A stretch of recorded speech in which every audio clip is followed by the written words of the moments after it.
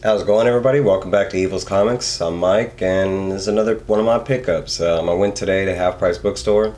On a little side note, my weekends are Friday and Saturday. That's when I'm off, so that's usually when I tend to do my off pickups. Not my new comic week pickups, but just random, like the hunt. I was able to make it to Half Price Books. Again, they're not a sponsor, but I do love going there. Little backstory. I had a friend that's been getting into comics. He's actually one of my, he's my best friend. He's a part of this channel, Divo 504 TV. He's little by little getting into comics. He's been into the comic book world, I would say, and superheroes, that kind of stuff. But he's not really a comic book reader yet.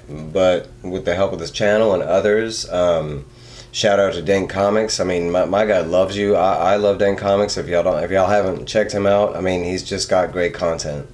Another guy I want to do a shout out real quick is Jerry the Jitterbug. Man, I really love your content. If y'all don't know anything about pressing or cleaning comics, check out his channel. I mean, he's doing restoration projects on old Golden Age and Bronze books. He's also getting into car restoration, so if you're into cars, I think he's doing a couple different Corvettes and El Caminos.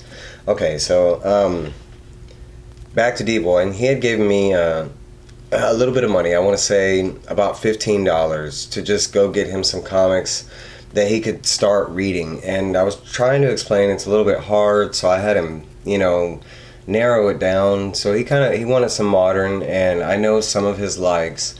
He doesn't know what I got, but this is gonna be, I'm actually showing y'all what he's gonna get before he's gonna get, because I have what I picked up for him and I have what I found.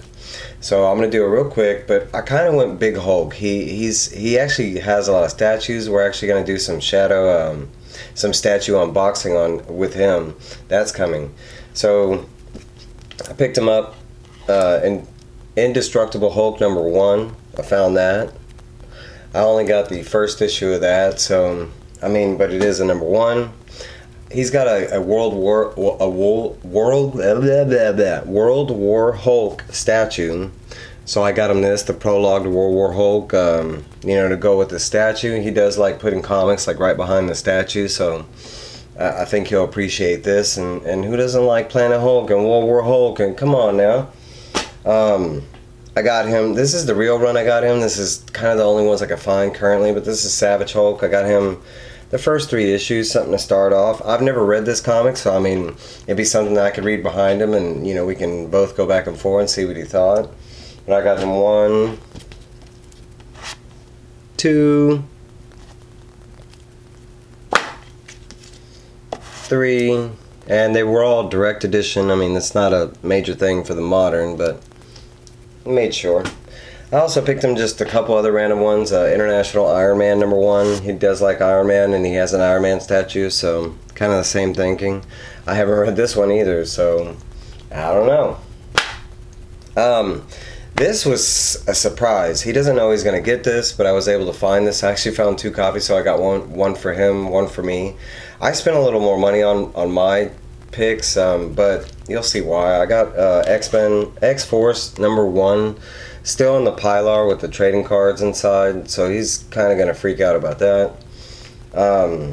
But that was his pickup, and he doesn't even know he's got all that yet.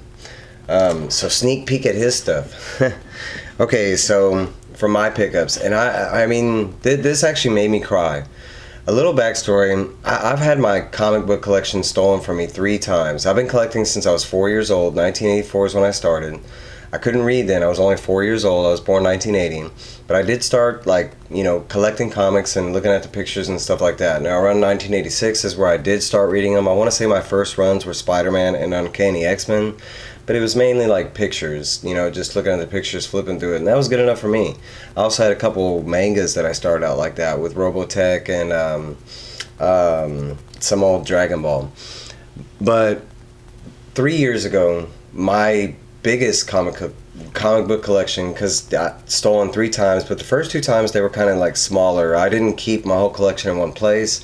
This last time I was getting married, and I took all my books out of storage and what I had at home, and I had them all in one place, and my best friend ended up stealing all of them. So, I mean, I had stuff that I've been collecting since the 90s. I had, 70s, 80s. A lot of this, like I had the whole Maximum Carnage run, X-Men from 1 through, the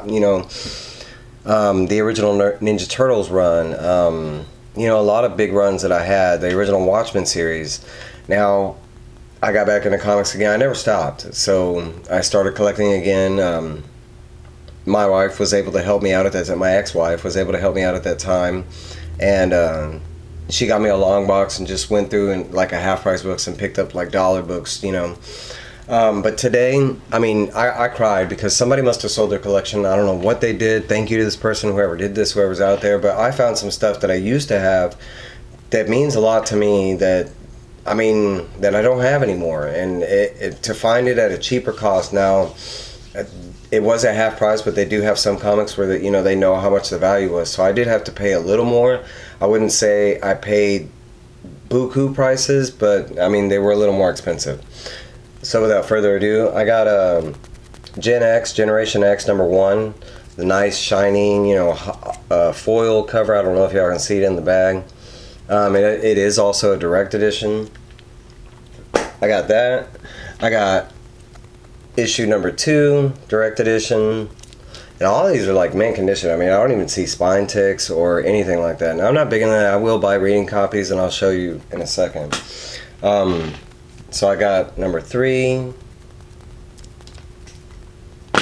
Now, this right here, I didn't get direct edition, but this is one of my favorite runs, and it kills me that this got stolen from me because it was very important. This is kind of what got me into comics, but this is the original, the 90s X-Men run. Everybody says killed the comic industry. So I was able to pick up #2, very clean copy. I mean, it looked like it had never come out of the Mylar before. I was able to get #3, again, a clean copy. They're not direct edition, but I'm fine with that. I didn't have them, so it's good to have them again. And as I remember it, my collection before had the same, comic stamps. I don't remember buying the direct editions because back then they weren't valuable. These two are some of my favorite covers. This one specifically is one of my favorite covers to a comic book ever. It's one of my favorite appearances of Sabretooth in a comic. But I love this cover. I love the way Sabretooth looks in this issue. He's got like this whole pimp motif going on. I love that Jim Lee cover, man. I just having this is the issue that made me cry, being able to buy this at a cheaper price. Again, I got #7. I think #5 is Omega Red's first appearance. It might be 6. I don't remember, but I think it's 5.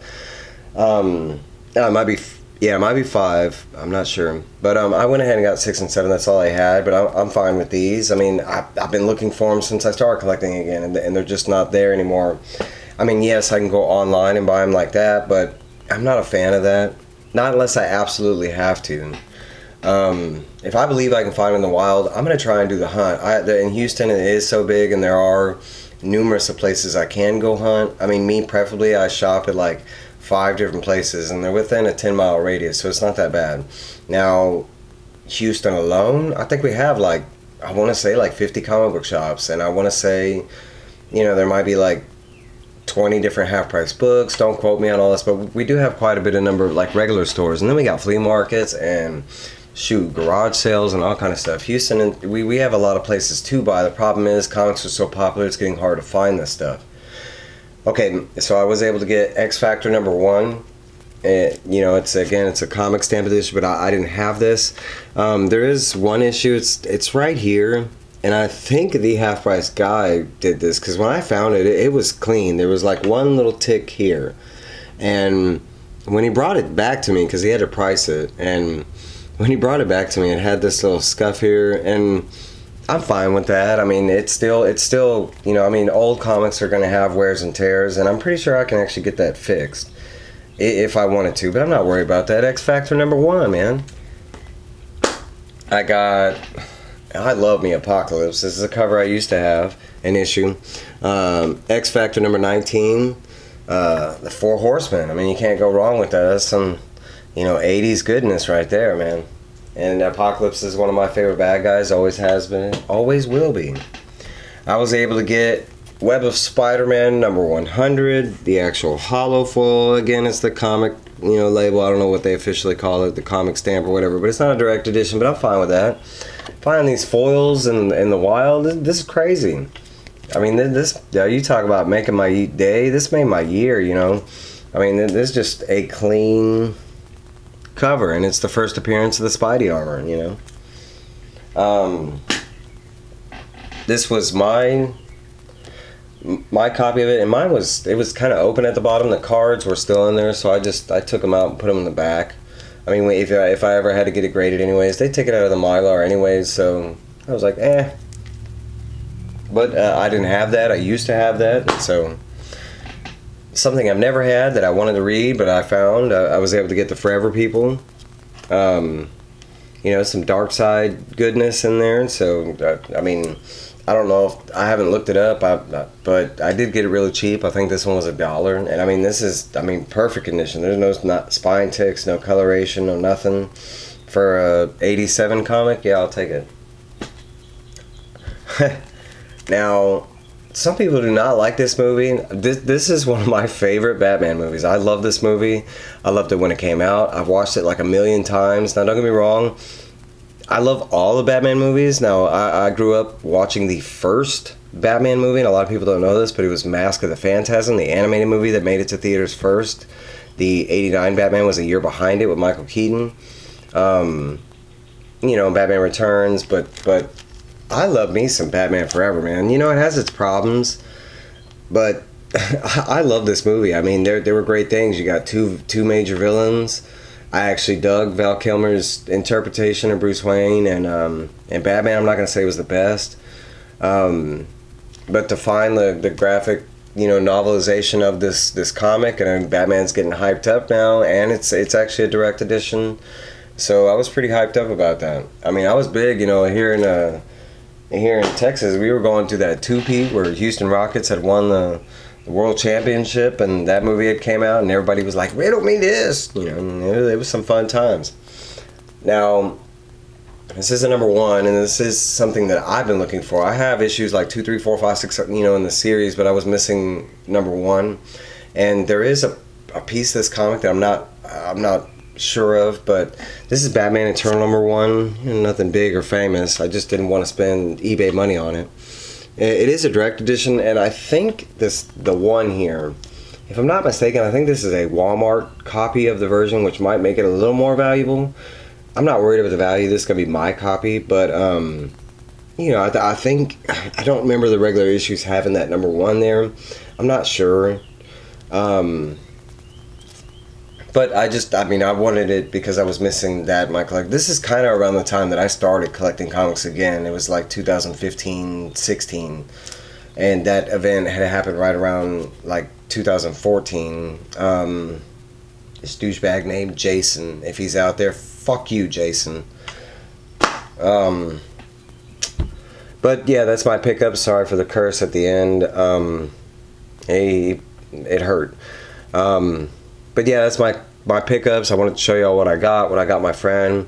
Let me know if I did anything good. I didn't point out any first appearances or anything like that, and I really don't know the value on these comics, not yet. I didn't look at them. But most of these are for me, like those X-Men, the X-Files. These are all my personal collection. I do pick up stuff to sell lately, and it's a new part of my life. But before, my collecting was just for me. I'm a real stickler on even letting people read my comics. But that's just me. Not to say that I haven't. I have, but you just have to be real careful. But I got another video coming later on tonight. This is just my pickups for this weekend. If y'all did like this video, like, subscribe, put a comment down there. Anything that I might have missed. If there was something bigger, like, oh my god, that Forever People is a really... No, I don't think it is, but something like that. But again, thank y'all for supporting and following my channel, commenting, show some of them other people, Dank, Jerry the Jitterbug, Let's Go Comic Tom, if you're not watching him. I take him with a grain of salt, though. Jim Mint, Comic Bueller's. And there's a lot of great YouTube guys. I'm gonna start doing more shout outs to regular people and bigger other videos. But AR Comics, I love AR Comics, man. He's one of my like tools that I use to do my pickups on. But that was everything. I want to try and do it a little short, but thank y'all. Y'all have a nice day. Good weekend.